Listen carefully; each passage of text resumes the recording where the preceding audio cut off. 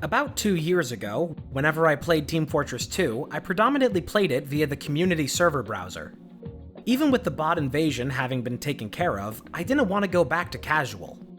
My reasons are pretty simple. In casual, there are tight restrictions to what mods you can and can't use on Valve servers. As someone who loves using custom weapon models and sounds, this was a no-go. The other reason I had for staying away was due to the lawless nature of casual.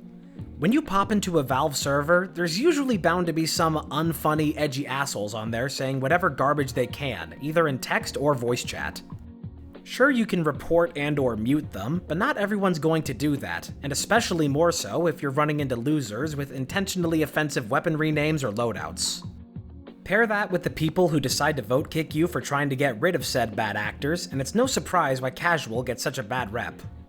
There was one go-to place that I enjoyed playing on when it was alive, and that was the Uncletopia servers. Now, I don't need to explain who Uncle Dane is, so I won't. What's important here is that in 2021, he made his own community servers for people to play on. They had mod support, a hand-picked selection of vanilla arenas to play on, and most importantly, actual server moderation! Shocker, I know! Of course, bad actors still showed up from time to time, slinging slurs or putting edgy names on their weapons, but when I reported them to the staff, action was swiftly taken. Whenever I wanted to play a normal game of TF2, these servers felt like the perfect place to spend my time. For 3 years, I was a regular on these servers. But, over time, things got stale. You can only play the same handful of payload or control point maps over and over until the enjoyment starts to wane. It's not hard to find other servers or communities, there's plenty out there, but finding one with proper moderation, a constant influx of players, and a mix of vanilla and custom maps is like finding a needle in a haystack. For Team Fortress 2's community browser, a good 89% of the servers you'll find on there focus on gimmicks or community game modes.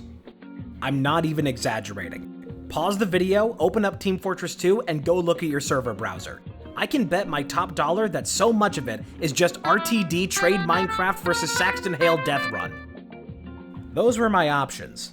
Either play TF2 less, or grit my teeth and stay on Uncletopia until the words Badwater Basin made me want to kill myself. Those options fucking sucked, so I eventually did some research. After talking to a few friends and getting help from some others, the drop-off was born. So, what's the point of the drop-off?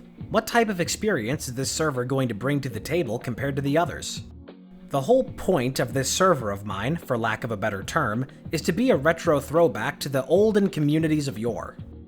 I know I'm going to sound old saying this, and that's because I am, but back then, there were many TF2 communities on the server browser that would offer all their own enjoyable flavor of the casual experience.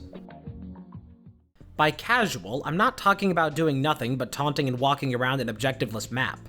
1 minute you'd be playing on Dust Bowl, then afterwards you'd be sent to PL Donkey Kong, which takes the original arcade game level and reformats it into a pretty interesting TF2 map.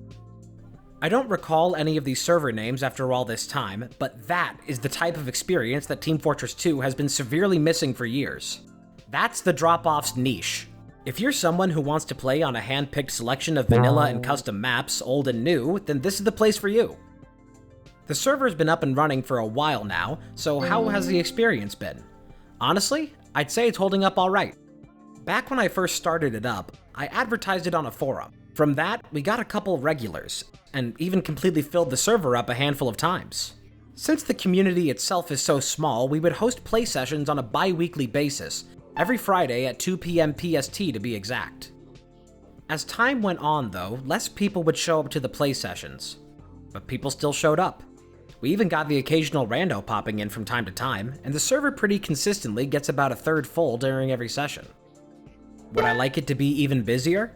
Well, yeah, but what else could I do? I'm not some internet micro-celebrity. I can't use my popularity to build a community faster.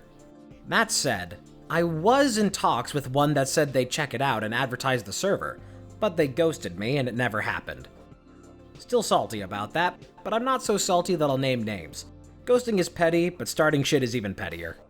Regardless, I decided to make a Steam community group later down the line, as well as have a friend set up an in-chat message telling people to check it out. As of now, there's about 25 people in the Steam group. Those are pretty nice numbers. As long as people show up and they have a vested interest in playing, then I'll continue keeping it going for as long as I can. It's been going on for nearly 2 years already, so why stop now? I want to keep on trying my best to foster a community, and if the server sounds enticing to anyone watching, I suggest joining and hopping in sometime. The more the merrier. To wrap this up, I have 2 things I want to put on the record. Firstly, I highly recommend that others create their own TF2 servers. If you have a vision and the funds to cover the costs, don't let those dreams be dreams. Every server group has to start somewhere. It's like a tree. Give it the nutrients and care it needs to grow, and it'll get there in time. Secondly, and this is going to sound like a part 2 to the previous point, but bear with me. The community browser is in dire need of more server variety. That's Antarctic levels of a cold take, I know, but it's true. There's nothing wrong with gimmick game mode servers, but like I said earlier in the video, it's practically all that's left anymore. It's like how the Sahara Desert in Africa is growing every single year. We used to have a lot of biodiversity in the server browser ecosystem, but now it's just all sand. Everything's out of balance. I'm not sure if it's casual mode's fault or what, but it's a massive problem. Its predecessor, Quick Play, was a random mix of official and community-ran servers. Replacing that with a more consistent, purely Valve-provided matchmaker isn't a bad idea, but the implementation was pretty bad. In exchange for a simplified way to hop into a game with randos, it completely severed itself from the community side of the game, and it lost that feeling of a community as a result. What I mean by that is, when you join a casual server, you're joining to usually just play a couple of games. Sure, you might encounter some cool or interesting players, but casual is run in a competitive format. Once a set's done, it's done, and people scatter off. It's likely that you won't see them again in a long time, if ever. When it comes to a community server though, you have a decent mix of regulars and fresh faces. It's a feeling of familiarity that can help spark actual friendships with your fellow gamers from across the world. Not just on the server, but off it too. When I think back to all the important people in my life, most of them I met through chance encounters on community servers. And that's so heartwarming to me. They offer a sense of comfort and joy that Valve's casual mode servers just can't replicate.